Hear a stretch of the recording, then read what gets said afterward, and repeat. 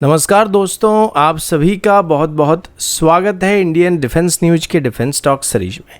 जहां पर हम रोज नए नए डिफेंस अपडेट्स के बारे में बात करते हैं। तो चलिए देर न करते हुए आज की वीडियो शुरू करते हैं।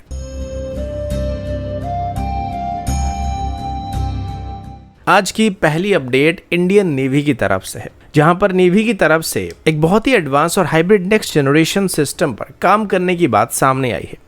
ये एक submarine launch surface to air missile system होने वाला है, जिसका मेन गोल दुश्मन की मैरीटाइम पेट्रोल एयरक्राफ्ट को लॉन्ग रेंज से न्यूट्रलाइज करने का होने वाला है। ये एक ऐसा कॉन्सेप्ट है जिसको दुनिया के कुछ ही देश ही एक्सप्लोर कर रहे हैं, और भारत का इस डायरेक्शन में कदम बढ़ाना नेवल वॉरफेयर के लिए गेम चेंजर साबित हो सकता है।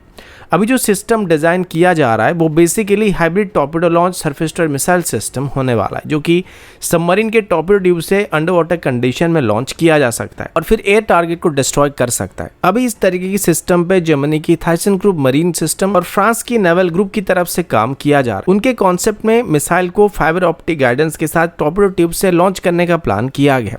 अब खास बात यह कि इंडियन नेवी की तरफ से डेवलप किए जाने वाले system long range capability focus करने वाली, जिसका मतलब ये हुआ कि ये मिसाइल बोइंग की P-8I कैटेगरी की एडवांस मैरीटाइम पेट्रोल एयरक्राफ्ट को एंगेज करने के लिए डिजाइन किया जाने वाला है, जो कि हमारे सबमरीन को दुश्मन की नजर में आने से बचाने में एक मेजर रोल को प्ले करने वाला है, क्योंकि हम दूर से ही उनकी मैरीटाइम पेट्रोल एयरक्राफ्ट को टारगेट कर सकते हैं, जो कि मोस्टली अभी तक सबमरीन के लिए पॉसिबल नहीं होता है। मैरीटाइम पेट्रोल एयरक्राफ्ट सोनार बॉयज, रडार और टॉर्पेडो का इस्तेमाल करके सबमरीन को डिटेक्ट और ट्रैक करने की कोशिश करते हैं, लेकिन अगर सबमरीन के पास long range surface to air missile system मौजूद रहेगा तो वो उनको पहले से डिस्ट्रॉय कर पाएंगे, जिससे स्टेल्थ और सर्वाइबिलिटी दोनों इंप्रूव हो सकता है। अभी इस तरीके की सिस्टम को प्रोजेक्ट 76 क्लास की सबमरीन में इंटीग्रेट करने का प्लान किया जा रहा है, लेकिन आगे चल के इनको प्रोजेक्ट 75 के अंदर और कलवरी क्लास की सबमरीन के अंदर भी इंटीग्रेट करने का प्लान किया जा सकता है। अगला अपडेट इंडियन एयरफोर्स के S-400 सुदर्शन चक्र एयर डिफेंस सिस्टम को लेकर है।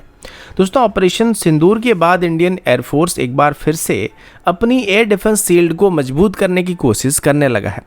रिपोर्ट के मुताबिक इंडियन एयरफोर्स की तरफ से अभी रशिया के साथ लगभग 10,000 करोड़ के मिसाइल पैकेज को लेकर बातचीत करना शुरू कर चुका है, जिससे हमारी S-400 सिस्टम को और भी पावरफुल बनाया जा सकेगा। S-400 सिस्टम ने ऑपरेशन सिंदूर के दौरान अपनी कैपेबिलिटी को साबित किया था, जब इसने पाकिस्तानी फाइटर जेट को और ड्रोन को लगभग 300 किलोमीटर की दूरी से मार गिराया था। इसके बाद से ही इंडियन एयरफोर्स की तरफ से डिसाइड किया गया था कि S-400 सिस्टम में इस्तेमाल होने वाले मिसाइल की स्टॉक को अर्जेंटली रिफिल करना काफी जरूरी होने वाला है। अभी अगर लेटेस्ट डेवलपमेंट को देखा जाए तो इंडियन एयरफोर्स का मिसाइल रिप्लेसमेंट प्रपोजल 23 अक्टूबर को होने वाली डिफेंस एक्विजिशन काउंसिल की मीटिंग में डिस्कशन किया जाने वाला है। ये प्रपोजल बेसिकली S-400 सिस्टम में इस्तेमाल होने वाली हंड्रेड्स ऑफ मिसाइल के लिए होने वाली है, जिसमें long range 40N6E missile, medium range की 48N6 और शॉर्ट रेंज की 9M96E2 वेरिएंट शामिल होने वाले। अभी होने वाली डिस्कशन के दौरान एडिशनल मिसाइल को खरीदा नहीं जाएगा, बल्कि इनको अपग्रेड करने का प्लान भी किया जा रहा है, ताकि ये हाइपरसोनिक टारगेट को भी इंटरसेप्ट करने में सक्षम हो जाएंगे। और सबसे बड़ी बात यह है कि इस डील में 30% ऑफसेट भारत डायनामिक लिमिटेड के थ्रू भारत में वापस इन्वेस्ट होने वाला है, क्योंकि अब इन मिसाइल को भारत में ही बनाने का प्लान किया जा रहा है, जिससे आत्मनिर्भर भारत का विजन भी मजबूत होने वाला है। फिलहाल भारत के पास 3 ऑपरेशनल S-400 स्क्वाड्रन मौजूद है, जो कि अभी उधमपुर, जोधपुर और एक और अननोन बेस पर डिप्लॉय किया गया है, और अभी ये पंजाब से लेकर सदर्न इंडिया तक कवर कर रहे हैं।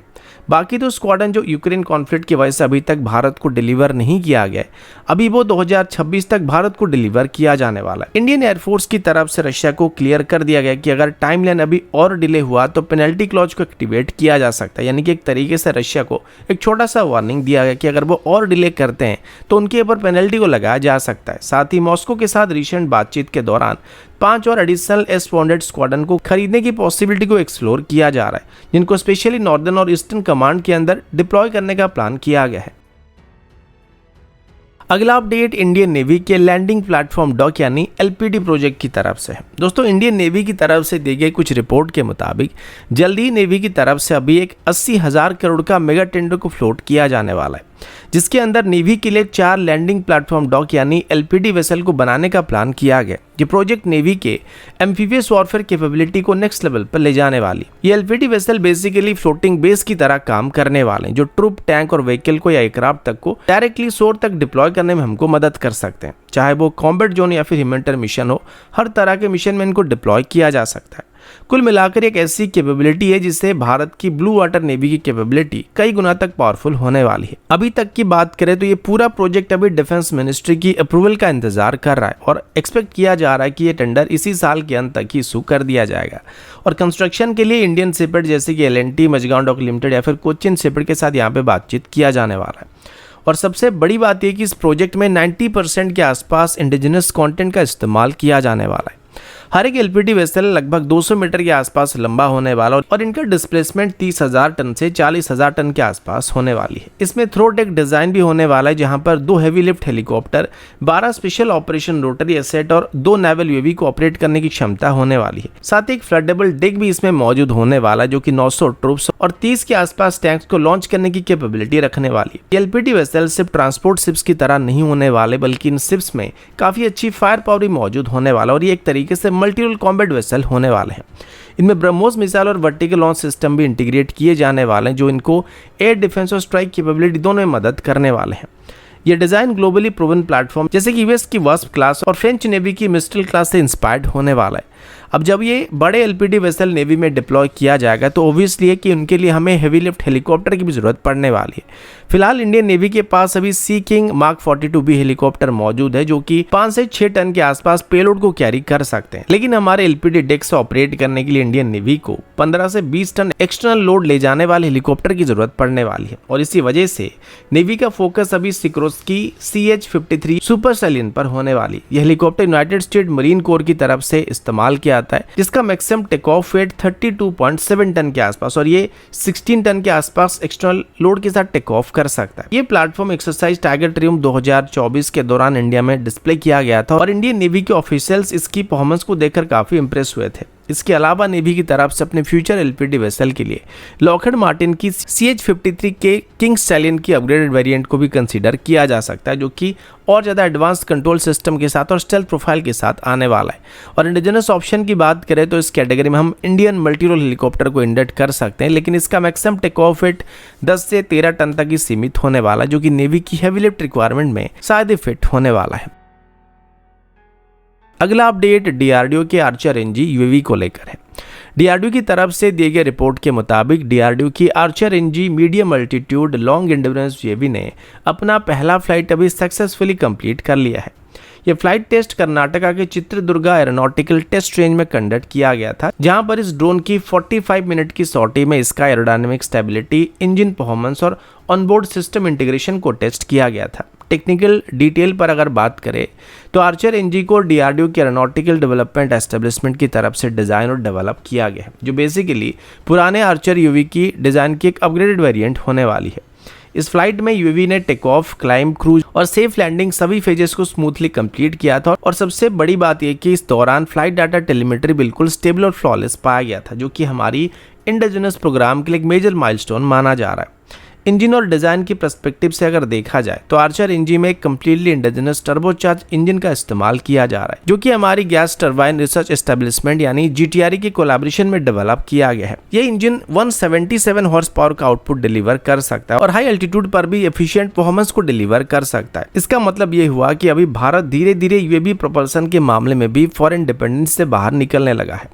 आर्चर NG का एयरफ्रेम कार्बन फाइबर कंपोजिट से बनाया गया है जो कि लाइटवेट होने के साथ साथ स्टेल्थ प्रोफाइल को भी मेंटेन करने में हमको मदद करने वाला है। इसमें electro optical infrared sensor, synthetic aperture radar, signal intelligence spot जैसे सिस्टम को इंटीग्रेट किया जा सकता है और सेटकम लिंक मौजूद होने की वजह से इसको beyond line of set engagement के ऑपरेशन के दौरान भी आराम से डिप्लॉय किया जा सकता है। इसका maximum take off weight approximately 1800 kg के आसपास होने वाली है और ये 30,000 फीट की एल्टीट्यूड तक ऑपरेट करने में सक्षम होने वाला और लगातार 29 घंटे तक ऑपरेट कर सकता है। इसमें टोटल 12 हार्ड पॉइंट मौजूद होने वाले हैं जिसमें 300 kg तक की पेलोड को कैरी कर सकता है, जिसमें सर्वेलेंस और वेपन सभी तरह के पेलोड ऑप्शन मौजूद होने वाले हैं।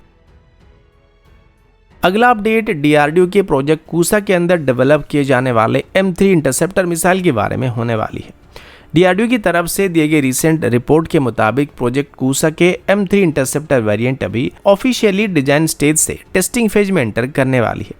और सबसे बड़ी बात यह कि ये मिसाइल अपनी कैटेगरी में दुनिया का सबसे हल्का और long range surface to air missile system बनने वाला है। इसका वेट सिर्फ 1673 केजी तक होने वाली है और ये मिसाइल 400 किलोमीटर तक की रेंज को प्रोवाइड करने वाली, जो कि S-400 सिस्टम की 40N6 मिसाइल की रेंज के बराबर होने वाली। लेकिन DRDO के क्लेम के मुताबिक ये रशिया की S-400 सिस्टम में इस्तेमाल होने वाली 40N6E मिसाइल से भी ज़्यादा एफिशिएंट होने वाला है, क्योंकि इसका वजन 40N6E मिसाइल के मुकाबले काफ़ी कम होने वाला है। टेक्निकल पॉइंट ऑफ व्यू से देखा जाए तो M3 इंटरसेप्टर मिसाइल का टोटल लेंथ 9.47 मीटर होने वाला है, जो कि 40N6E मिसाइल की 7.8 मीटर से थोड़ा ज़्यादा बड़ा है। लेकिन इसका डायमीटर सिर्फ 500 mm तक होने वाला है, ताकि ये 1 मीटर वाले लॉन्च ट्यूब से आसानी से लॉन्च किया जा सकेगा।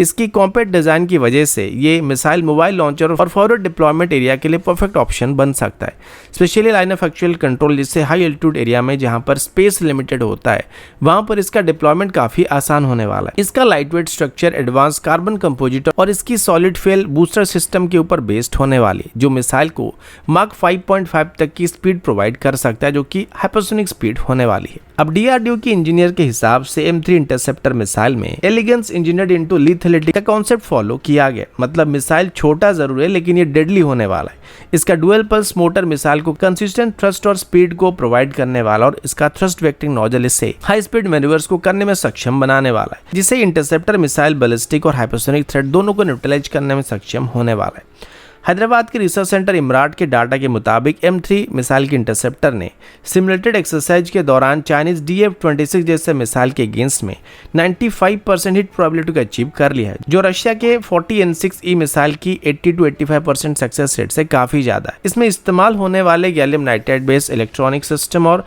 कंपोजिट मेटल ने इस मिसाइल का वेट 200 kg के आसपास रिड्यूस कर दिया और एफिशिएंसी काफ़ी इंप्रूव कर दिया।